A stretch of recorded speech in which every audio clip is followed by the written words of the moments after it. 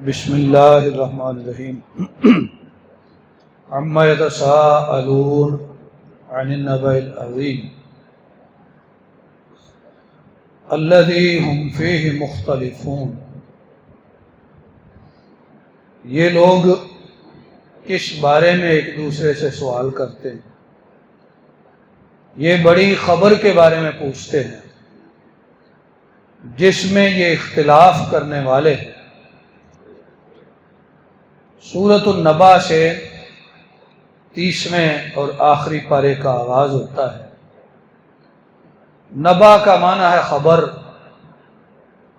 اور یہاں خبر سے مراد قیامت کی خبر ہے۔ لوگ ایک دوسرے سے پوچھتے ہیں، اور قرآن کریم نے دیگر مقامات پہ فرمایا اے میرے نبی صلی اللہ علیہ وسلم، یہ آپ سے بھی پوچھتے ہیں کہ قیامت کب آئے گی۔ تو قیامت کا علم ان علوم میں سے ہے کہ جو علم اللہ نے اپنے ساتھ خاص کر لیے ہیں، جن کا علم اللہ نے کسی کو عطا نہیں کیا۔ اس کی کچھ نشانیاں بتائی ہیں، علامات بتائی ہیں، لیکن قیامت کے وقوع کا قطعی علم اللہ کے سوا کسی کو نہیں ہے۔ سورۃ النازعات مکی سورت ہے۔ اس میں اللہ تبارک و تعالی نے ان فرشتوں کا ذکر کیا ہے جو فرشتے انسان کی روح قبض کرنے پر مقرر کیے گئے ہیں۔ فرمایا دو طرح کے فرشتے ہیں قبض کے انداز میں۔ ایک وہ ہیں جو نہایت سختی کرتے ہیں، اور قرآن نے دیگر مقام پہ فرمایا کہ وہ مارتے بھی ہیں، انسان کو مارتے ہیں۔ اور دوسرے وہ ہیں جو نہایت نرمی سے انسان کی روح قبض کرنے والے ہیں۔ اور روح کے قبض کا جو عالم ہے یہ بڑا شدید ہوتا ہے۔ اس لیے ہمارے پیارے رسول صلی اللہ علیہ وسلم بھی اپنے آخری وقت میں بار بار دعا فرما رہے تھے اللہم اعنی علی سکرات الموت، اللہ موت کی سختیوں پر میری مدد فرما۔ یہ عالم بڑا سخت ہوتا ہے کسی بھی انسان پہ جو گزرتا ہے، تو ان فرشتوں کا اللہ نے یہاں پہ تذکرہ فرمایا۔ سورۃ عبس مکی سورت ہے۔ عبس کا معنی ہوتا ہے پیشانی پہ شکنیں ڈالنا، ماتھے پہ تیوری چڑھانا۔ نبی کریم صلی اللہ علیہ وسلم نے مکہ کے سرداروں کے ایمان کی تمام ہے کہ شاید یہ مومن ہو جائیں، ان کی ایک بات عارضی طور پہ مان لی۔ مکہ کے سرداروں نے کہا کہ ہم آپ کے پاس آئیں گے، آپ سے دین کی بات سنیں گے، لیکن آپ نے ہمیں الگ ٹائم دینا ہے، اور اس وقت کوئی غریب صحابی آپ کی مجلس میں نہ آئے۔ ہاں حضرت نے ایمان کی تمام میں ایسا کرنا قبول کیا، صحابہ کو حقیر سمجھتے ہوئے نہیں۔ تو بڑوں کی مجلس تھی، ایک صحابی آ گیا جو غریب بھی تھا، اور دوسرا مسئلہ یہ کہ وہ نبینا تھا، اس کو پتہ نہیں تھا کہ کون کون بیٹھا ہے۔ حضرت عبداللہ ابن ام مکتوم رضی اللہ عنہ، جب وہ صحابی آئے تو نبی صلی اللہ علیہ وسلم کو پریشانی محسوس ہوئی کہ سرداروں کی موجودگی میں یہ آ گیا۔ آپ کی پیشانی پر شکنیں پریشانی سے ظاہر ہوئی، تو اللہ نے اس منظر کو قرآن بنا دیا۔ فرمایا پیشانی پہ شکنیں ڈالیں اور منہ پھیرا صرف اس بات پہ کہ ایک نبینا آ گیا۔ آپ کیا جانیں وہ پاکیزگی چاہتا ہے یا نصیحت پکڑنا چاہتا ہے، اور اس کو نصیحت فائدہ دے گی۔ رہے وہ لوگ جو بے پرواہی اختیار کرتے ہیں، آپ ان کے پیچھے پڑے ہوئے ہیں۔ تو اس مجلس کے بعد صحابی فرماتے ہیں کہ کسی بھی مجلس میں وہ نبینا صحابی آتا تو نبی کریم صلی اللہ علیہ وسلم اپنے صحابہ کو فرماتے اس کو پکڑو بڑے ادب کے ساتھ اس کو آگے لاؤ، میرے قریب بٹھاؤ کہ یہ وہ بندہ ہے جس کی وجہ سے اللہ نے مجھے بھی ڈانٹ دیا۔ تو اس واقعہ کی طرف اشارہ ہے۔ صورت تکویر اور انفطار دونوں صورتوں میں وقوع قیامت کا ذکر ہے۔ تکویر کا معنی ہوتا ہے سورج کا بے نور ہو جانا، سورج کی روشنی ختم ہو جائے، اور انفطار کا مطلب ہے ٹوٹنا، آسمان ٹوٹے گا۔ یہ نشانیاں قیامت کی جو اللہ تعالیٰ نے ان دو صورتوں میں بڑی بڑی نشانیاں بیان فرمائی۔ صورت مطففین میں اللہ نے مطففین کا ذکر فرمایا اور ان کی تعریف یا وضاحت خود ہی فرما دی۔ فرمایا بربادی ہے مطففین کے لیے۔ وہ کون ہے؟ فرمایا جب وہ لوگوں سے ماپ کے یا تول کے چیز لیتے ہیں، پوری لیتے ہیں، جب دیتے ہیں تو کم دیتے ہیں۔ یعنی ماپ اور تول میں جو کمی کرنے والے ہیں، ڈنڈی مارنے والے، انہیں اللہ نے کہا مطففین۔ تو اللہ نے ایک تو بات ان کے بارے میں یہ فرمائی کہ یہ ایسا اس لیے کرتے ہیں کہ ان کا آخرت پر ایمان نہیں۔ ڈنڈی مارنے والا اپنی آخرت کو بھولا ہوتا ہے، وہ دنیا کے مال کے لالچ میں ہر وقت۔ اور دوسری بات یہ فرمائی کہ ان کو پتہ نہیں کہ ایسا کرنے والوں کا سخت انجام ہونے والا ہے۔ حضرت شعیب علیہ السلام کی جو قوم تھی، ان کی برائیوں میں سے ایک برائی یہی تھی کہ وہ ماپ اور تول میں کمی کرتے تھے، اور ان پر اللہ کی طرف سے دنیا میں ہی سخت عذاب آیا، ان پر آگ کی بارش برسائی گئی جس سے وہ جل کے راکھ ہو گئے۔ صورت انشقاق میں اللہ نے انفطار و تکویر والا مضمون ہی دہرایا قیامت کی نشانیاں، اور اس کے بعد کے واقعات۔ یہاں ایک بات یہ بھی فرما دی کہ جن کو نامہ ہے اعمال سیدھے ہاتھ میں ملیں گے وہ بہت خوش ہوں گے، اور جن کو الٹے ہاتھ میں ملیں گے وہ وہاں بربادی پکاریں گے۔ سورت بروج میں اللہ تبارک و تعالیٰ نے منکرین کے لیے ایک بڑی حقیقت اور تنبیہ بیان فرمائی۔ فرمایا یاد رکھو ان بطش ربک لشدید، اللہ کی پکڑ بڑی سخت ہے۔ جب اس کی پکڑ ظالموں پہ آ جاتی ہے تو پھر وہ مہلت نہیں دیتا، پھر کوئی اس سے بھاگ نہیں سکتا، اس لیے اس کی گرفت سے ڈرنا چاہیے۔ سورت طارق میں اللہ تبارک و تعالیٰ نے آسمان کے ایک ستارے کا ذکر کیا جو خصوصی ستارہ ہے۔ اس کو طارق بھی کہا، اس کو شہاب ثاقب بھی کہا، اس کو شہاب مبین بھی کہا۔ مختلف نام قرآن پاک میں اس ستارے کے آئے۔ جو چوری آسمان کی باتیں سنتے تھے، جن اور شیاطین، یہ ستارہ ان کے پیچھے لگتا ہے۔ اللہ تعالیٰ نے اس ستارے کا سورت میں تذکرہ فرمایا، اور یہ نام ہی اس کے نام پر موسوم کر دی گئی۔ پھر سورت الاعلی ہے، فرمایا سبح اسم ربک الاعلی، اپنے رب کے نام کی تسبیح پڑھو جو اعلی ہے۔ تو جب یہ آیت مبارکہ اتری، رسول اکرم صلی اللہ علیہ وسلم نے فرمایا کہ اس کو سجدے میں رکھو، یعنی سجدے میں پڑھا کرو سبحان ربی الاعلی، اس کے پڑھنے کا حکم فرمایا۔ سورت الغاشیہ مکی سورت ہے۔ غاشیہ کا معنی ڈھانپنے والی، اور یہ قیامت کی صفت ہے۔ اس طرح اس کا وقوع ہوگا جیسے ہر چیز کو ڈھانپ رہی ہے یا ہر چیز پر چھا جانے والی ہے۔ اللہ تعالیٰ نے اس میں بھی وقوع قیامت کا ذکر فرمایا۔ سورت الفجر مکی سورت ہے۔ اللہ نے فرمایا فجر کی قسم، 10 راتوں کی قسم، جفت اور طاق کی قسم، رات کے چھا جانے کی قسم۔ کیا اس قسم میں عقل مندوں کے لیے نشانی نہیں ہے؟ کیا آپ نے نہ دیکھا کہ آپ کے رب نے عاد کے ساتھ کیا کیا، ارم کے ساتھ کیا کیا، سمود کے ساتھ کیا کیا، اور فرعونیوں کے ساتھ کیا کیا؟ جس رب نے اتنی بڑی بڑی اور قوی الجثہ مخلوقات کے ساتھ انکار پر عذاب کا کوڑا برسایا، فرمایا اس رب کی گرفت ان پر بھی آنے والی ہے۔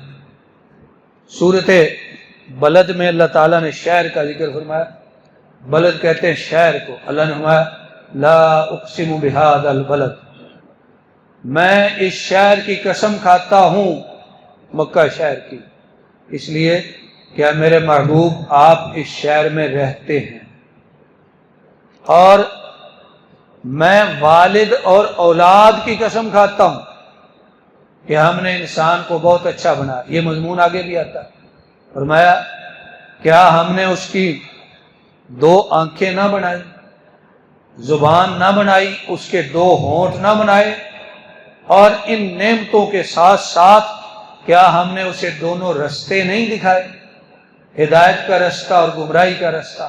یہ مضمون آگے سورۃ اللیل میں بھی آتا ہے اور شمس میں بھی۔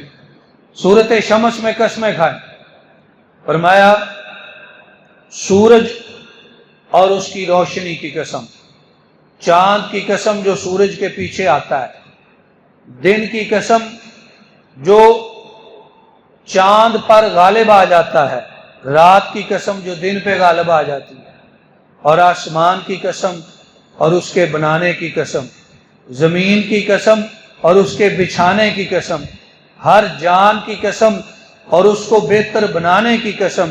اتنی قسمیں کھا کے اللہ تبارک و تعالیٰ نے فرمایا اللہ پاک نے ہر ایک کو نیکی بھی بتا دی ہے اور بدی بھی بتا دی ہے، دونوں راستے اللہ نے بتا دیے۔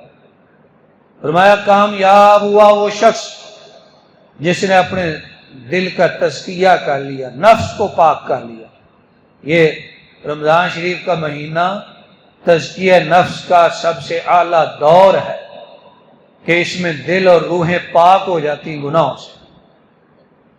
اگلی صورت میں بھی اسی طرح قسمیں بیان فرمائی، رات کی قسم جب چھا جاتی ہے، دن کی قسم جب روشن ہو جاتا ہے، ہر مذکر اور مؤنث کی قسم، یہ قسمیں کھا کے اللہ نے فرمایا تمہاری کوششیں مختلف ہیں، جو نیکی کے لیے کوشش کرے گا ہم اس کے لیے وہ رستہ آسان کر دیں گے، اور جو برائی کے لیے کوشش کرے گا اس کے لیے وہ رستہ آسان ہو جائے۔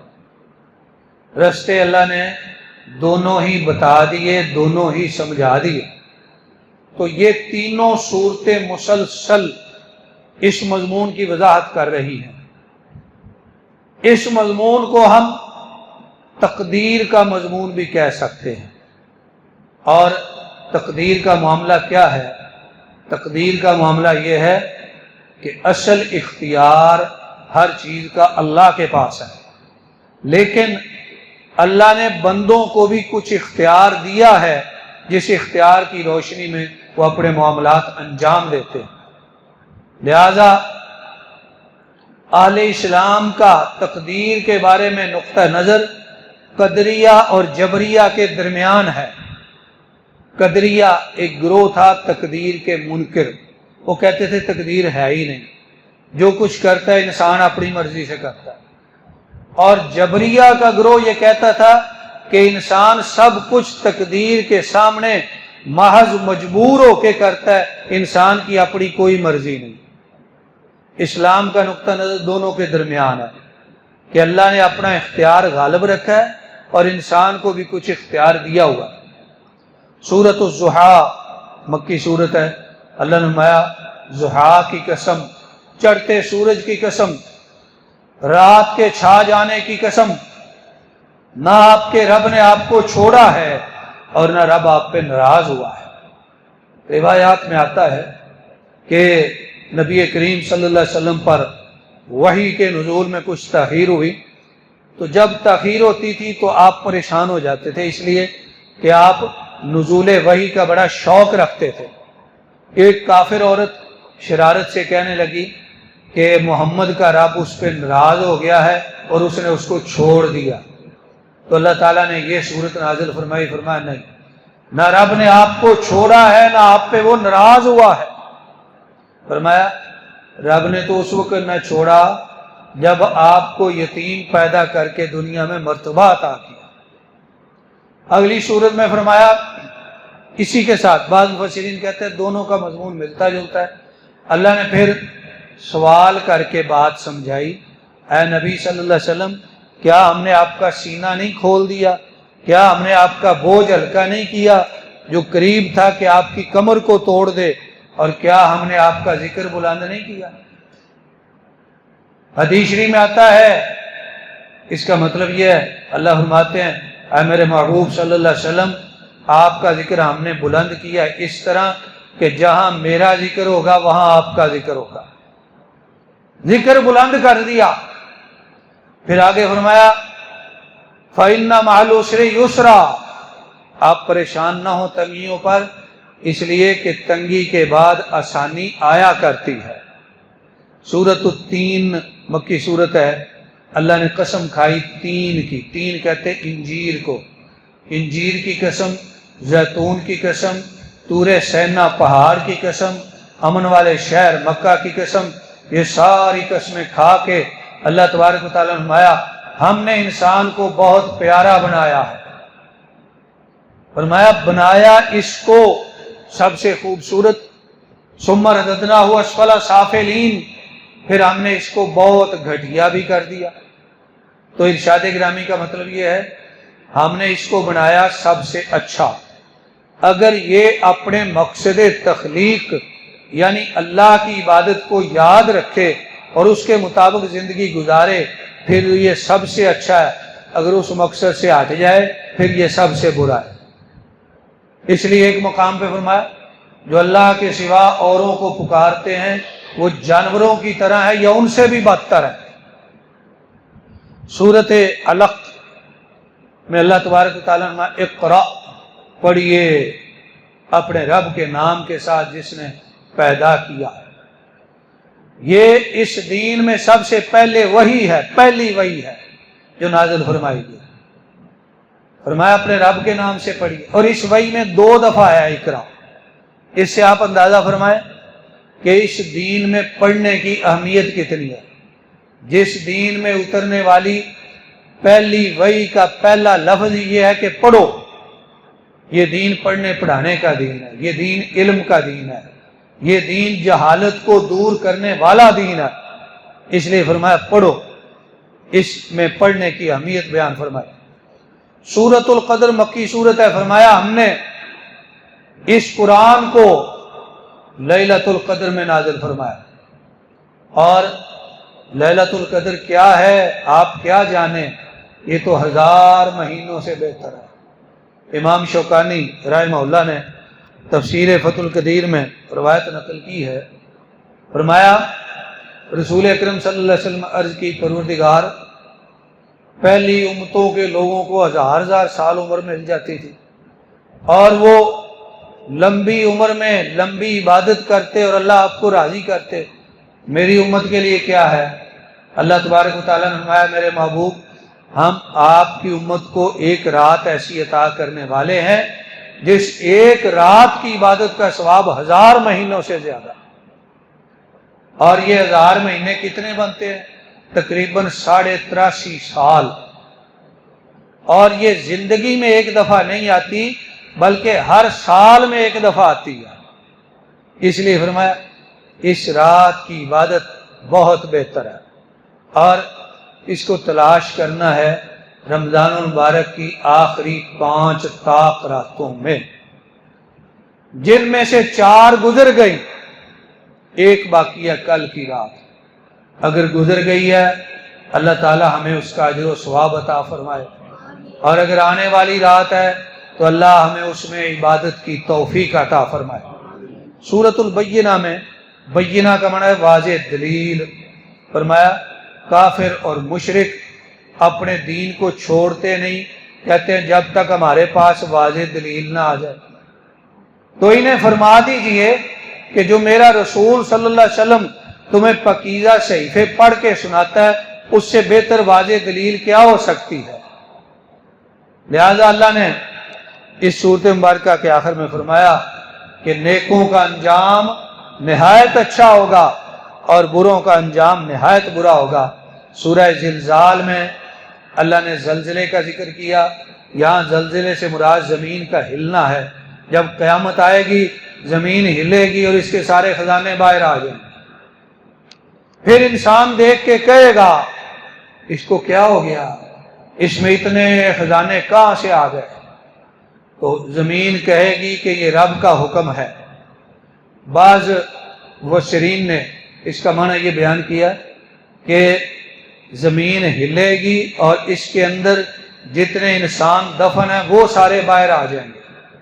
جب باہر آ جائیں گے تو زمین ان کی خبریں بتائے گی، تو انسان زمین کو کہیں گے تم کیسے بول رہی ہو؟ زمین کہے گی کہ مجھے میرے رب نے بلایا ہے، اس لیے یہ زمین اللہ کا گواہ ہے ہم پر۔ سورت عادیات مکی صورت ہے۔ عادیات کا معنی وہ گھوڑے ہیں جو میدان جہاد میں دوڑتے ہیں۔ فرمایا گھوڑوں کی قسم جو میدان جہاد میں ہانپتے ہیں اور ان کے دوڑنے سے ان کے کھروں سے چنگاریاں اڑتی ہیں، ان کی قسم۔ صبح کو حملہ کرتے ہیں، اس کی قسم۔ جب بھاگتے ہیں تو غبار اڑتا ہے، اس کی قسم۔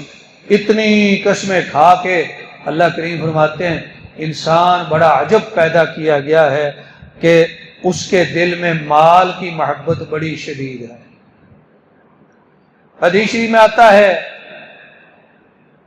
کہ انسان بوڑھا ہوتا جاتا ہے لیکن اس کے دل میں دو محبتیں جوان ہوتی جاتی ہیں، ایک عمر کی محبت اور دوسری مال کی محبت۔ فرمایا یہ دو محبتیں اس کی جوان ہوتی جاتی ہیں۔ سورۃ القاریہ مکی صورت ہے۔ اللہ نے قیامت کا ذکر کیا، اس کا معنی کھٹکھٹانے والی، اس طرح آئے گی جیسے ہر چیز کو کھٹکھٹا کے بجا کے واضح کر دیا۔ فرمایا آپ کیا جانیں وہ کیا ہے۔ اس دن لوگ ایسے ہوں گے جیسے پتنگے ہوتے ہیں بکھرے ہوئے، بارش کا موسم ہو، لائٹ جل رہی ہو، یا پرانے زمانوں میں چراغ جلتے تھے، اس کے قریب کیڑے اکٹھے ہو جاتے ہیں، انہیں کہتے ہیں پتنگے، اور وہ ایسے ہوتے ہیں جیسے ادموئے ہوتے ہیں، حرکت نہیں کرتے۔ فرمایا قیامت والے دن اس دن کی ہولناکی کی وجہ سے سارے انسانوں کی حالت اس طرح کی ہوگی۔ فرمایا وہاں پہ جن کا نیکیوں کا پلڑا بھاری ہو گیا وہ کامیاب ہو جائیں گے، جن کا نیکیوں کا پلڑا ہلکا ہو گیا ناکام ہو جائیں گے۔ دعا فرمائیے اللہ ہمارا نیکیوں کا پلڑا بھاری فرما دے، آمین۔ سورت تکاثر مکی صورت ہے۔ تکاثر کا معنی ہے ایک دوسرے کے ساتھ مقابلہ کرنا کثرت کا۔ فلاں نے اتنا مال بنا لیا ہمارا بھی ہونا چاہیے، فلاں کی گاڑی ہو گئی ہماری بھی ہونی چاہیے، فلاں نے پلاٹ بنا لیا ہمارا بھی ہونا چاہیے۔ ایک دوسرے سے مال کی کثرت کا مقابلہ، اس کو کہتے ہیں تکاثر۔ قرآن کہتا ہے کرو مقابلہ، لیکن مقابلہ کرو نیکی میں، کہ نیکی میں ایک دوسرے سے آگے بڑھنے کی کوشش کرو۔ مال کی محبت اور زیادہ سے زیادہ جمع کرنے میں تم اتنے آگے چلے گئے حتیٰ زرتم المقابر، حتیٰ کہ تم قبروں میں جا پہنچے اور مال کی ہوس ختم نہ ہوئی، انسان مرنے کے قریب آ گئے۔ اور سورہ منافقون کے آخر میں گزرا ہے، پھر جب اس پہ وقت موت آتا ہے کہتا ہے پروردگار تھوڑا سا وقت دے دے کہ میں نیکی کر لوں یا صدقہ خیرات کر لوں۔ اللہ فرمائیں گے نہیں، جب کسی انسان کا وقت آ جائے گا آخری، نہ ایک لمحہ آگے ہوگا نہ ایک لمحہ پیچھے ہوگا۔ تو سورت تکاثر کے بیان کے ساتھ ہی آج کا ہمارا بیان مکمل ہوا۔ انشاءاللہ العزیز آئندہ گفتگو سورۃ العصر سے شروع ہوگی قرآن پاک کے آخر تک۔ اللہ کریم سے دعا ہے کہ اللہ کریم ہمیں اپنی کتاب کو سمجھنے اور اس پر عمل کرنے کی توفیق عطا فرمائے، آمین۔ وآخر دعوانا ان الحمد للہ رب العالمین۔